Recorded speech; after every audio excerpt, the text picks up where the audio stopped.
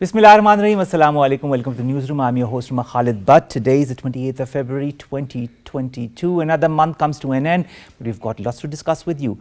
Our first segment, ladies and gentlemen, concerns the latest situation as far as Ukraine is concerned. Our Foreign Minister, Syed Qureshi Saab, has talked to his Ukrainian counterpart and has urged for de-escalation of tensions in the region.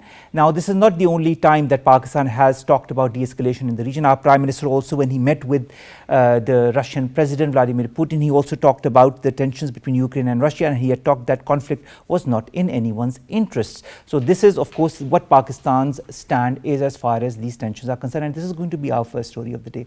Our second segment, ladies and gentlemen, concerns the Gujarat riots. Now, in 2002, on this very day, the numerous accounts described attacks on Muslim community.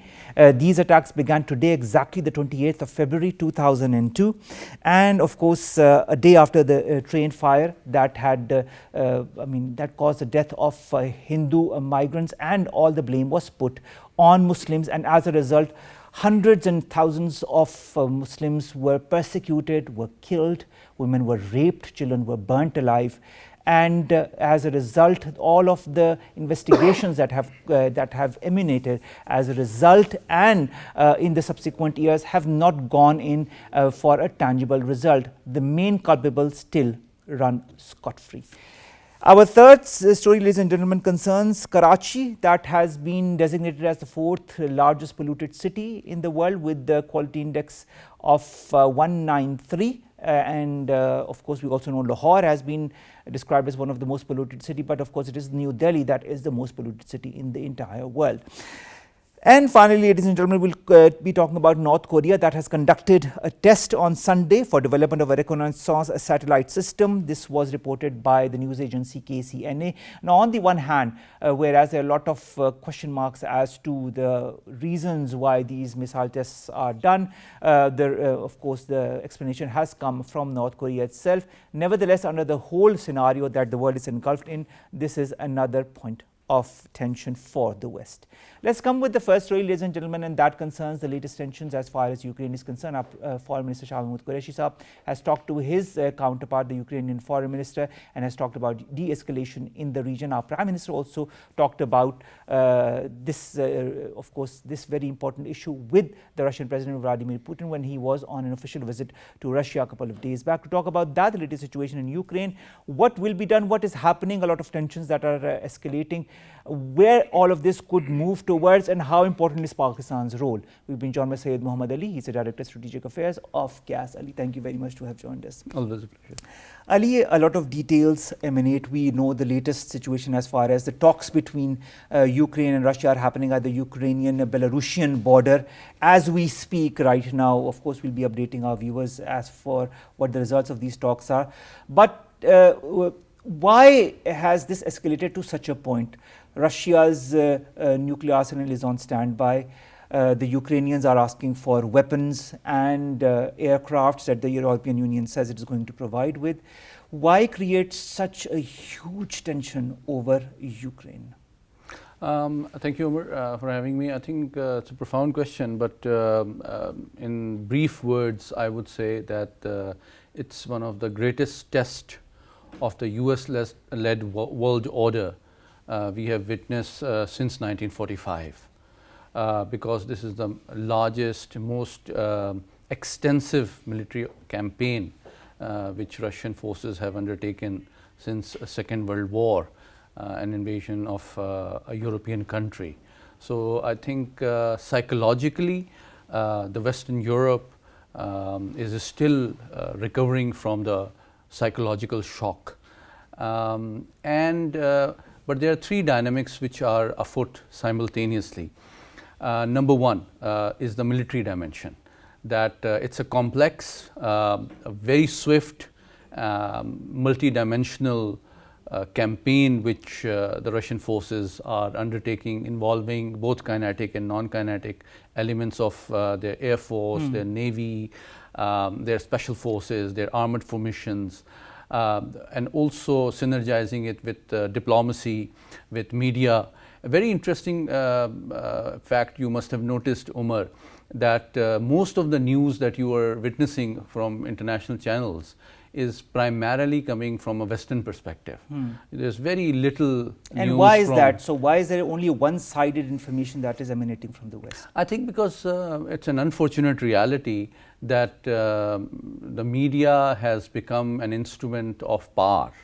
Not only media, but also social yes, media. Ali. Absolutely. I mean, all types of media, print, electronic, social. So the meta-narrative that you are witnessing from the Western perspective is to create greater concern towards the humanitarian plight, the situation in the streets of the people suffering in Ukraine. So they are trying to portray a negative picture of Russia. But on the other side, if you see the Russian media, RT and others, Pravda and other news outlets, they are giving an alternative perspective that they are here to liberate the Ukrainian people, to bring peace and to reduce Western influence and remove and liberate the Ukrainian people from the Western proxies. So I think what is at stake here? Within Ukraine, I think it is the regime change which is perhaps the political objective of this campaign. So we will not see, despite the Western perspective, a very large scale military campaign. You talked of regime change in Ukraine, but the fact remains that Ali, as far as the Western media is concerned, they are painting the Ukrainian leader as a dynamic, as a hero. Yes, exactly. Yes, absolutely. That's true, because they want a Ukrainian leader to stand up to Russia. But what is now? Let's come to the second dimension, which is very interesting. That you must have noticed that the Ukrainian president has made repeated calls yesterday and also today that Ukraine should be admitted to the European Union. Of course, urgently. Urgently. And so if the West expects Ukraine to stand up to the might of Russian military, and without even accommodating in European Union, let alone NATO, so they are giving them some military assistance. But let me be very frank. The European Union has just said that they are going to give them airplanes. Yes, they are saying that, but they are not putting, if I can use candidly, no Western soldier is going to be put in the harm's way in order to provide security to Ukraine.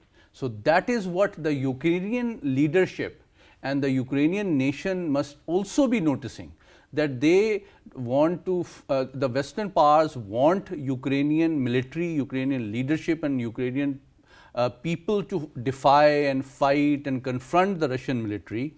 But the Western countries which want Ukraine to fight Russia are not willing to accommodate Ukraine within European Union, give it membership of NATO, and only want to use Ukraine to sort of trap and entangle a rising, resurgent, more confident Russia. Now, apart from this resurgence also in Russia, there's also the fact that there is a huge issue of gas supply to European Union as a result of this tension in Ukraine. Does the European Union realize that? And if, for example, this tension prevails over a longer period of time, what will happen to the gas supply? Okay, that's a very good question, because that brings me to introduce the third dynamic, which is that the European countries, whether they are East Europeans or West Europeans, who are members of European Union as well as NATO, particularly Germany, they are very carefully noticing to what extent US is going to provide security against the, the rising threat from Russia. The US has asked for money from the Yes, they Congress. are moving some forces. They are deploying some symbolic troops and some squadrons and things like that.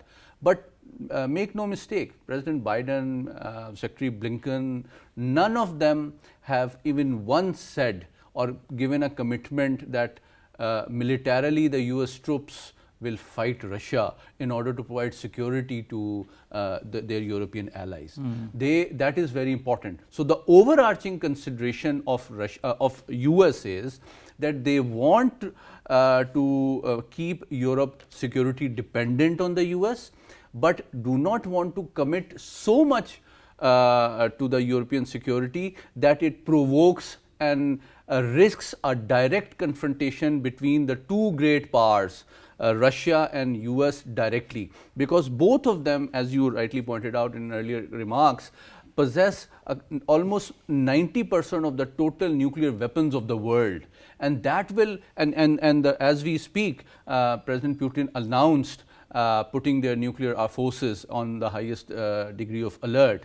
So that is a specter which is calculated by Moscow to give a strategic signal to the West that they do not expect US and NATO's direct military engagement in Ukraine, and the Russian forces should be allowed to achieve its political and strategic objectives in Ukraine, because in this very calculated game of brinkmanship, Putin has calculated that Western Europe would not want to fight on the US behalf and risk direct confrontation with Moscow.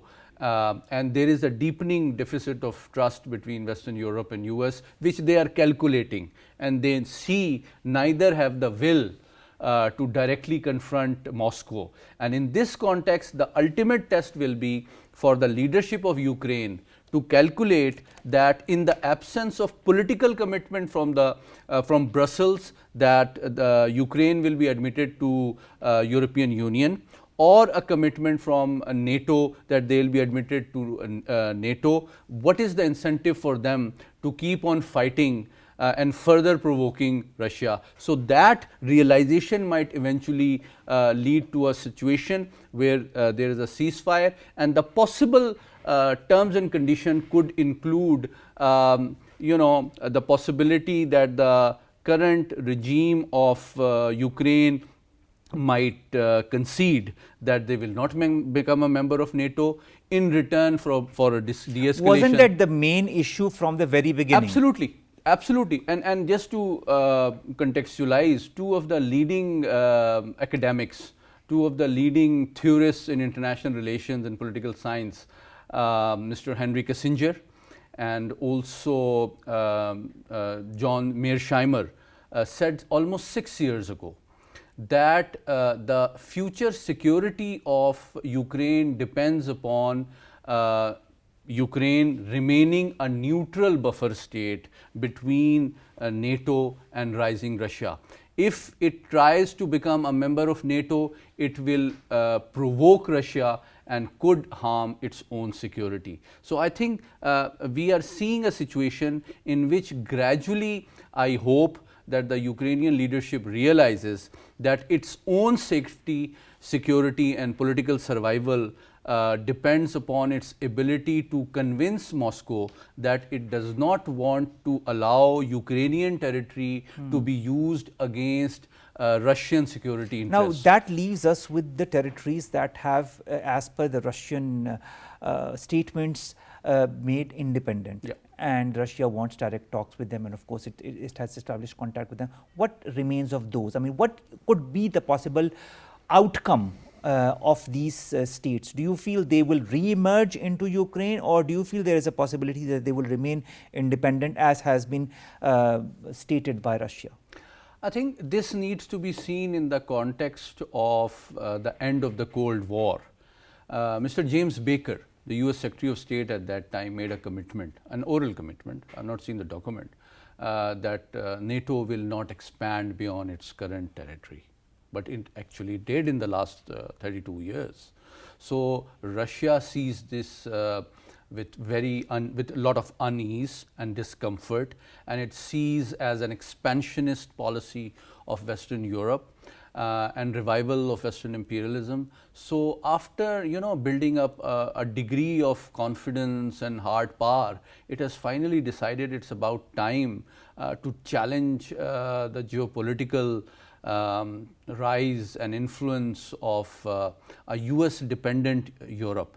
And the main geopolitical objective, besides restoring Ukraine's status as a buffer state, a neutral buffer state between NATO and Russia, also expose before Western Europe that the security commitment of the US is not sufficient enough for Western Europe's own interest to risk provoking Moscow directly. Now, you know, in all of this, you talked about Ukraine being a nuclear buffer state. Do you really feel, I mean, being very candid here, that Ukraine can emerge as a nuclear buffer state in the future as well? Because there are pressures from both the sides. There's the pressure from the Russian side, there's the pressure from the West, from the European Union, as well as from the United States of America. Do you feel Ukraine can remain neutral? I think it is going to be difficult, because there are competing interests between West and Russia. But I think with this disastrous crisis, I think the pain and the cost and the destruction would have convinced, I hope, the current leadership, if it wants to survive, that you know, their own political survival, security of their nation and territorial integrity also depends upon its ability not to align itself with one bloc, because instead of providing its security, it has provoked and earned the wrath of the other rising power.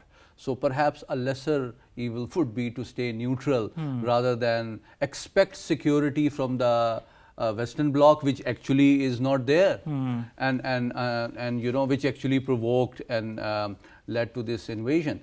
And I think when it comes to the nuclear aspect is part of the international politics rather than should be seen in the military you know, context. That would be unrealistic. All right. Because the West recognizes that this is a strategic signal alerting of the you know, nuclear arsenal of Russia. All its eastern naval fleet, you know, their nuclear powered and nuclear armed submarines have left their bases, which means they are deployed now. All right. So that is a direct strategic signal to the West that in its you know, ambition to convince the current leadership of Ukraine that they need to provide a commitment that it will restore its status as a buffer state and not allow its territory to be used against Russian interests or be an ally of the West. It is going to ensure that no other country directly provides any military assistance or gets involved in this conflict. All right. That is very important, and that needs to be seen in the context by the you know, of the British Foreign Secretary has said something very interesting yesterday. The Netherlands also announced that they are encouraging some volunteers to go and you know, raise arms and fight on the side of Ukraine. I don't think this is a positive development. All right. In all of these developments comes a real positive development, and that is of these talks that are being held at the Belarusian, Ukraine-Belarusian border. Now, our Prime Minister, when he talked to Vladimir Putin, he said that conflict was not in anyone's interest, and I quote unquote, and he said that developing countries were always hit the hardest economically in case of conflict. He also underlined Pakistan's belief that disputes need to be resolved through dialogue and diplomacy. This is exactly more or less what our Foreign Minister Shah Mahmood Qureshi Sahab has said to his counterpart. And we also need to appreciate Pakistan's efforts as far as all the Pakistanis that are currently in Ukraine are concerned, and they have really been making a very positive and solid effort in order to evacuate all of the students and the families that are there. Now, diplomacy, dialogue, should we give it a chance? Should we be optimistic about it? I think it's a national responsibility and also an international imperative that peaceful, constructive, result-oriented dialogue should be the first policy option, the first element of national power by any responsible nation state. Be it Kashmir, be it Palestine, be it Afghanistan. I think Pakistan has been one of the diplomatic spearheads in the developing world, in the Muslim world, in South Asia, that all disputes, no matter how complex or delicate, must be addressed through peaceful, constructive and result-oriented dialogue. And I think this Ukraine issue is no exception. And in this context, I need to appreciate the wisdom of our Foreign Minister, because he emphasized 4 things. Number one, that diplomacy must be the most important way to find a peaceful solution. Secondly, there should be a de-escalation in the hostilities. Thirdly, that I think the people need to be taken care of. And lastly, he appreciated and recognized the Ukraine government's efforts in facilitating and helping safe departure and rehabilitation of the Pakistani students who are studying there. Of course, Ali, and this is an emerging situation. So, of course, let's see how these talks go along. We cannot but be optimistic about the outcome of these talks. All the world has its eyes on these two parties that are meeting together, and let's hope some positivity comes out of it. If nothing else, then a thaw in the current tensions, and then further talks to move forward in a constructive way on how to move around as far as this situation is concerned. Thank you very much, Syed Ali, to have joined us. Director of Strategic Affairs, CAS, joining us in the studios, and we will of course be continue to talk to you on different other affairs as well. Let's come to our second story, ladies and gentlemen, and that concerns the Gujarat riots. 20 years back, on this very day, these riots began. On the second day, of course, the next day, what happened was that there was fire in a train compartment in which dozens of Hindu pilgrims lost their lives. What happened as a repercussion was this is for the world to see. And it did not end for years and years to come, and many other important parties and governments, especially the BJP, took advantage of the situation. More in the following report. Indian Muslims have been bearing the brunt of majoritarian agenda of Hindutva doctrine under successive governments. In one of India's worst communal clashes since independence in 1947, about 2,000 Muslims were mercilessly butchered in a wave of anti-Muslim violence in Gujarat under brazen watch of state government. As a cold-blooded tyrant, the then Gujarat State Chief Minister Narendra Modi exhibited unabashed commitment to Hindu nationalism by tacitly approving genocidal actions of saffron vigilantes. The Gujarat riots took place just 4 months after Modi assumed power as Chief Minister in October 2001. During the bloody 3 months of anti-Muslim riots in which Hindu mobs rampaged through cities, towns and villages across the state, raping, killing, torching and looting Muslims, entire police units refused to respond, signalling criminal conspiracy of Gujarat state government against Muslims. Adding insult to injury, Narendra Modi refused to apologize for his criminal negligence of events that unfolded in Gujarat. Unraveling horrors of Gujarat mass barbarity, there have been multiple reports of gang rape of young girls and women, followed by their murder by burning alive or killing them with a hammer. 2 decades after the Gujarat riots, India stands at verge of genocide owing to systematic discrimination and oppression of Muslims, catalyzed by saffron exclusivist agenda of BJP. Muneeb Qadir, who's a renowned analyst, joins us online. Muneeb, thank you very much to have joined us. Muneeb, 20 years have passed since the infamous Gujarat riots, and the scars still bleed. Why hasn't the world recognized this genocide-like incident, and why hasn't it done anything to pressurize India? What's most interesting is that 20 years down, 20 don't think much has it's different because now the central government of India has been formed by Hindu ideology-led party, the BJP, itself an offshoot affiliate of the RSS.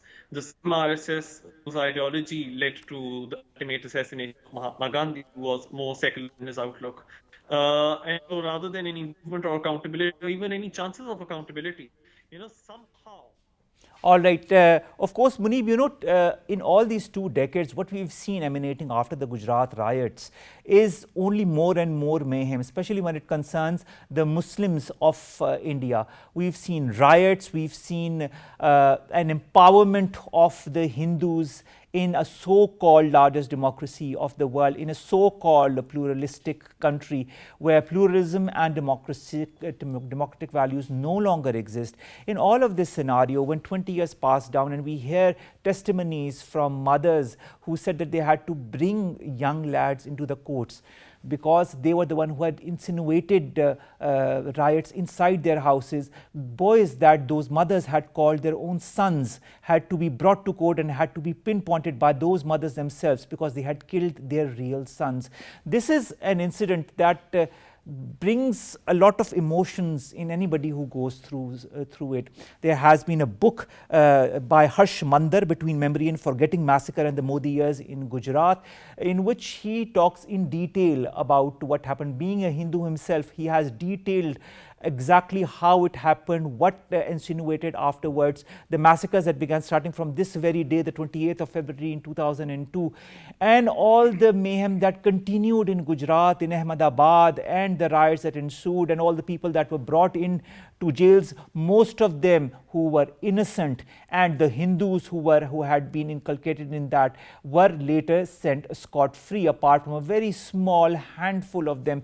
The powerful were never even brought to justice, and one of those names that has a lot of fingers pointed towards in this Gujarat massacre is the then head of the Gujarat region, Narendra Modi, now of course the Prime Minister of India. At that time, many countries across the world had refused to give him entry and had revoked his visa for the respective countries, especially in the United Kingdom, in the United States of America. But then once he became Prime Minister, he was the one who went back to Washington. This said, a lot of human rights organizations, whether it be the Genocide Watch, whether it be the Human Rights Watch, whether it be Amnesty International, have time and again highlighted this incident and have talked about how this incident was the basis for all the different other incidents that have happened since. The way the Muslims across India are now marginalized, the way they are being dealt with, not only in India but also in Indian illegally occupied Jammu and Kashmir. Muneeb, all of this makes me quite emotional because it's more than a Hindu-Muslim tragedy, it's a human tragedy. Why has the world not reacted? I will ask this question again, the way it should have and it needs to. This is what is most unfortunate, that somehow, post 2014, especially, ever since Narendra Modi became the Prime Minister of India and he won again, in 2019 election with the sweeping majority, he has somehow gained legitimacy. And let's not forget that, Narendra Modi had faced sanctions from the European Union and his US visa application had also been rejected. In fact, in 2005, not many people know, he was due to visit London and he cancelled his trip at the very last moment because he knew that under the principles of universal jurisdiction, he was going to be prosecuted, or at least an arrest warrant was going to be issued in London against him. He had to cancel it. So he had gained a lot of infamy, in the aftermath to the Gujarat riots, or some people call it a massacre or pogrom. But unfortunately, it's only worsened now and the world is looking the other way. I mean, let's start with Rana Ayyub. There are so many other activists. I can cite one of them, Rana Ayyub, who had written the Gujarat Files, and she had unearthed a plethora of evidence of what had happened and what Narendra Modi's role was and what the Gujarat police's role was in the Gujarat massacre of 2002.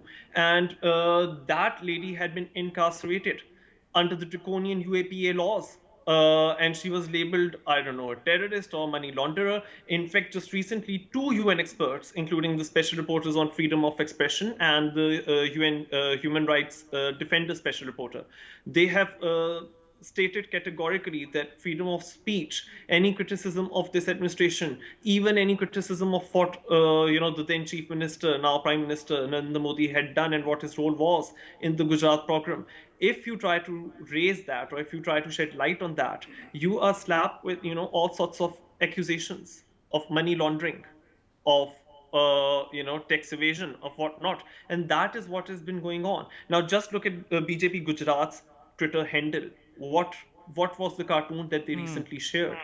They shared a cartoon. It was not removed by the BJP, it was removed by Twitter itself.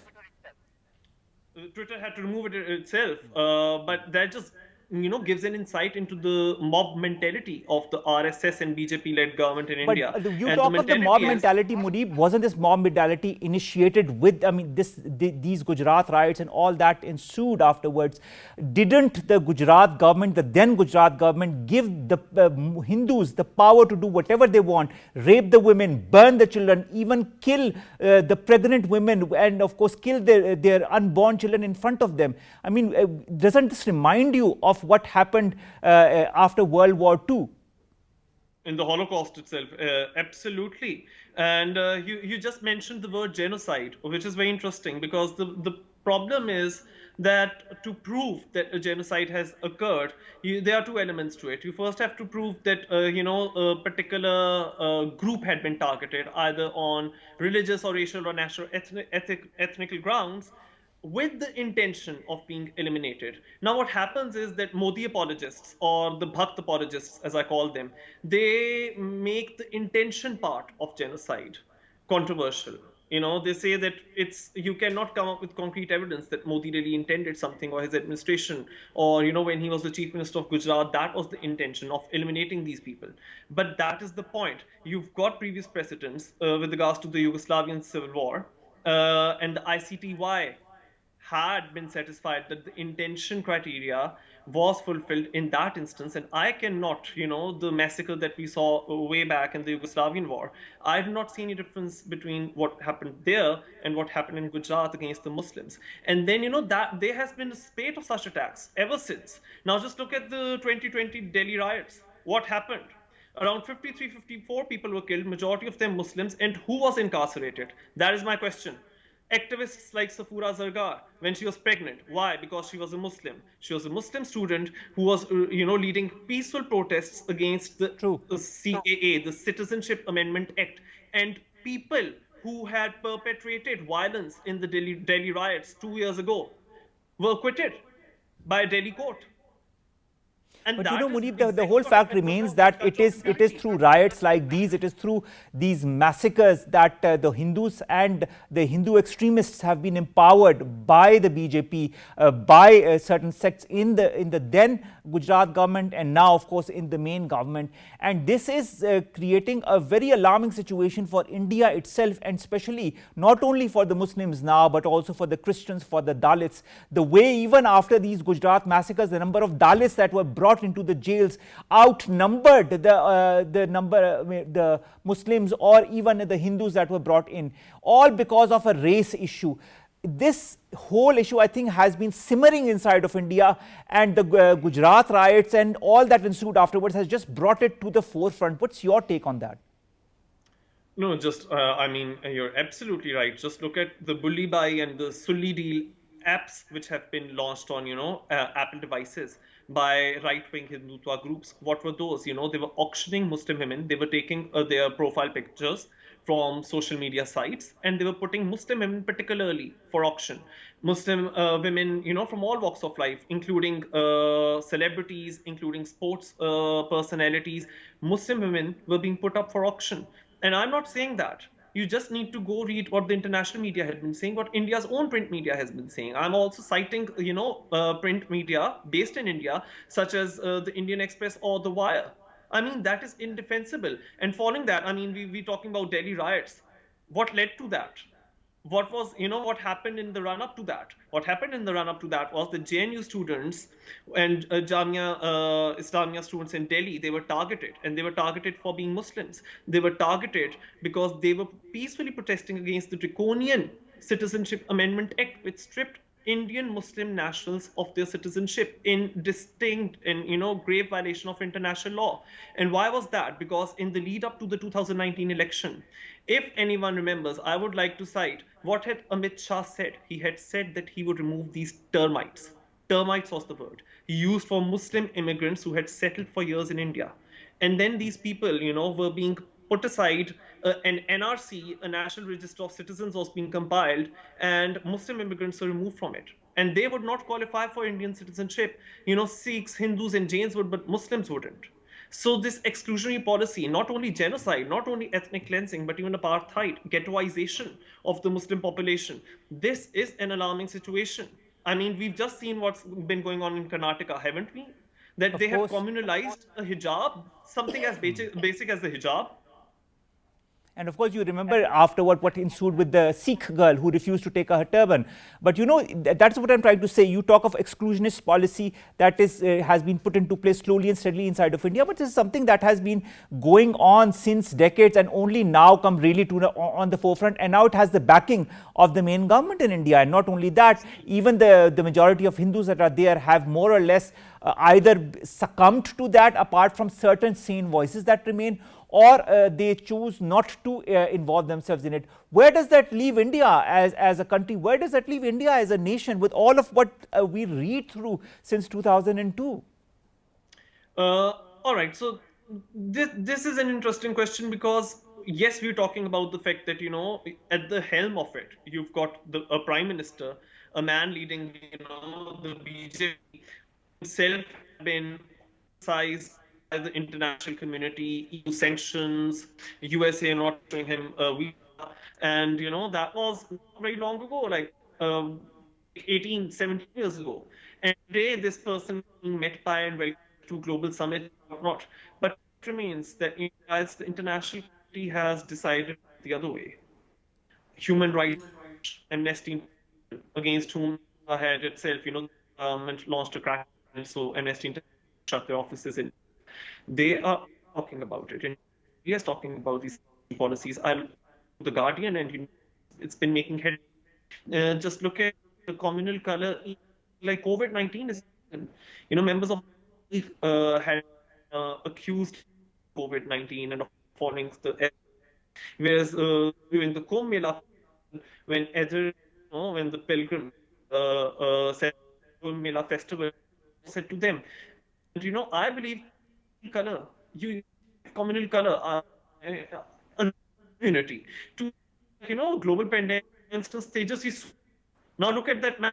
Person is a BJP. He is a member of the. And what did he do? In a hospital relocation scam related to 19, he 17 out of 4 employees, and was only those Muslims. He those people. Pragya Singh Thakur, and everybody knows was in the Babri revolution in the 90s, and today she is a part. Now, when these people are in the, that is bad news. President does it set India, but for the country, there's a right mentality. We saw in the Trump era as well. But then the international community has to stand, has to condemn it. Not say that these are internal. That is so true, Muneeb, and the international body has, the media has been talking now about it even more ferociously than before. With all those incidents that are coupling up, since 2002, there have been more and more incidents of racial discrimination, of this Hindu-Muslim riots, of putting all the minorities apart from the Hindus on one side, as had been decided 100 years back, if I'm not wrong, in one of the major policy changes by the then Hindu majority. But that did not materialize up till a couple of years back, and now it is taking shape in the form of this RSS hyped philosophy that the current BJP government is propagating everywhere. Let's hope, Muneeb, really let's hope with all our hearts that some kind of good comes out of Western influence on India. But one can only be cautiously optimistic as far as this whole incident is concerned. Nevertheless, we are in solidarity with the Muslims of India, with the Muslims of Indian illegally occupied Jammu and Kashmir. We understand their plight, and we will continue to raise their plight morally, politically and diplomatically on every fora available, as you've seen with our Prime Minister, as you've seen with our Foreign Minister. On all the international fora, they have been talking about it. Let's hope all these talks resonate in some kind of tangible action from the West towards India. Let's come to our last two stories, ladies and gentlemen, now very quickly. And the first is, of course, Karachi. Karachi has been designated as the 4th most polluted city in the world. We had been talking about Lahore a couple of weeks back, and now Karachi is the 4th most polluted city with a QI of 193, which is really amongst the worst. Nevertheless, New Delhi consists and continues to remain the most polluted city in the entire world. But for Karachi, measures need to be taken. I hope that the government is seeing this news, has also reacted to it, and that they will do the needful, or at least try to do the needful, to take care of all this environmental pollution that has engulfed Karachi. And we can see that if you just visit Karachi, you'll understand what I'm trying to say. And finally, North Korea has said a test that was conducted on Sunday was for the development of a reconnaissance satellite system. Now, this was reported by the KCNA news agency, that is the state news agency, on Monday. This happened a day, of course, this news came out a day after the missile was launched. It did not elaborate what type of rocket had been used in this test, but of course, South Koreans say that it appeared to be a ballistic missile that was fired from an area near Pyongyang. The launch was the 8th launch this very year, and there is a lot of concern amongst the West as far as North Korea and its abilities and the way it is moving forward is concerned. Let's hope also on this end some kind of positivity comes at the end of the day. We need peace. We need resolution of conflicts. We need a world where we can heave a sigh of relief and get to our daily chores without thinking of what might happen at the end of the day. Think about it. Allah Hafiz.